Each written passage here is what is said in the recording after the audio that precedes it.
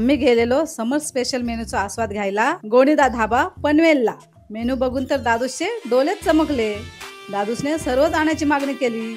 एक एक करून सर्व गोष्टी आल्या आणि आम्ही ताव मारायला सुरुवात केली।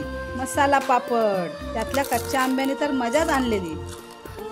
चिकन ड्रमस्टिक, याच्या चिकन आणि सोबतच्या चटणीमध्ये नुसता आंब्याचा फ्लेवर।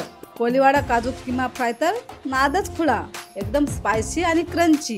क्रिस्पी झिंगा आणि त्यासोबतचा साल्सा, डायरेक्ट जगालाच वळसा। चिकन विथ काजू, सर्व फ्लेवर्स तोंडात आजूबाजू। मॉकटेल्सने तर खरी पार्टीला रंगतच आणली।